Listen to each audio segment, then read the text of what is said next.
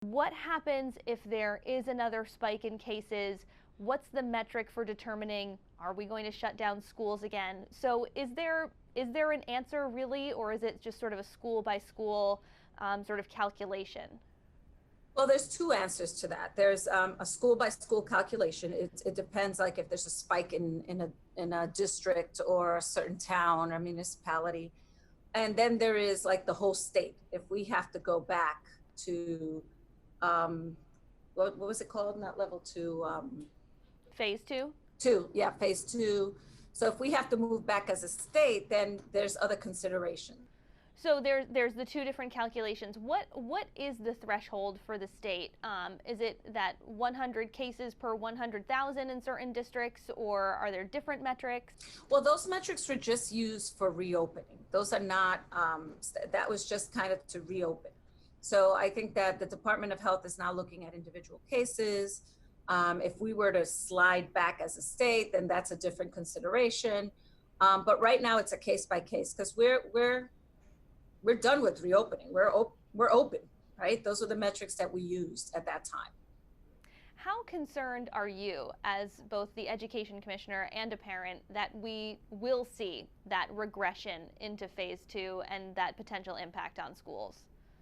I just don't know. We don't know what's going to happen, right? That's why we're prepared. We've been looking at all case scenarios.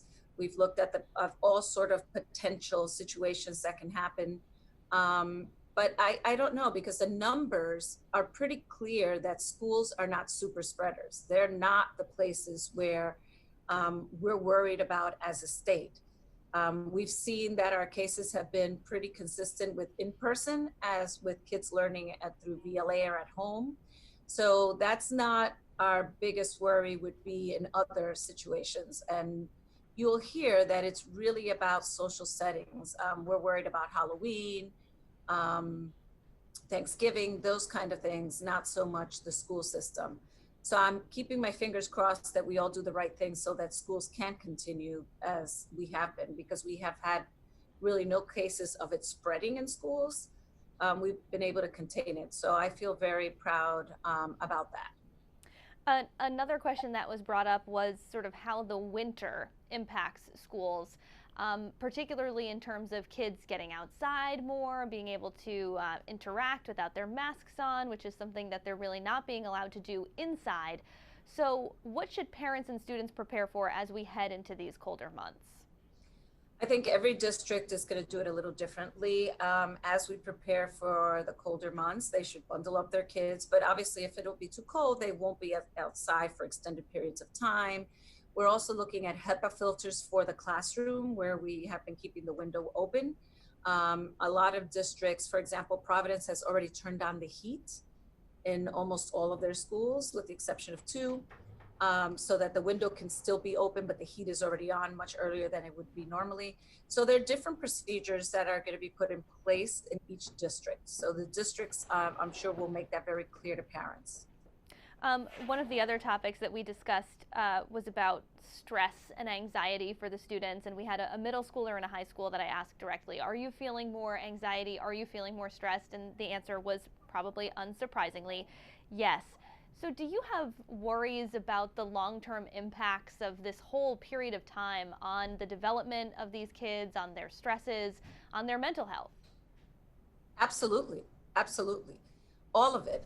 We're concerned about the quality of instruction. We're concerned about just being in a pandemic, how it's affecting the students, how being out of school for so long and just doing distance learning, how that's impacting kids, how all of it, their interactions being limited, how that's going to impact. So we will see. We will see. That's why we focus in a lot on bolstering up the instruction, but also the mental health. We have, that is part of everyone's plan, and everybody, this is a priority area for all of us as a state, but not just for the students, but for the adults as well. Again, the social interaction, socializing was something that the kids in particular said, I don't really get to talk to my friends anymore. Even if I'm seeing them in person in school, we're kept 6 feet apart, we have to keep our masks on, we can't really talk. Is there any advice for how kids can sort of scratch the itch of needing to socialize and, talk to their friends and feel like they're making those connections, even though it's such a strange time inside the classroom? Yeah, I think there are many different things. Some of the things that I've seen when I went to Cheraho, they had the kids play in the playground, but they have these strips of blue on where the kids can actually go take a mass break, or they can go and be with their friends. But there's spots on the floor. There is 6 feet, but you could still have a conversation at 6 feet. Is having them acknowledge the distance and what's safe, and then they can carry on. I think that it's just different. It's just different. I know I asked you this once before, but I'm going to ask you again because one of the students last night, Matthew, he is doing distance learning in Narragansett. And he said, I really, really like distance learning. It actually works better for me than going to school. So is this going to be something that RIDE will consider in the future, allowing districts to offer a distance learning program if it is working for kids?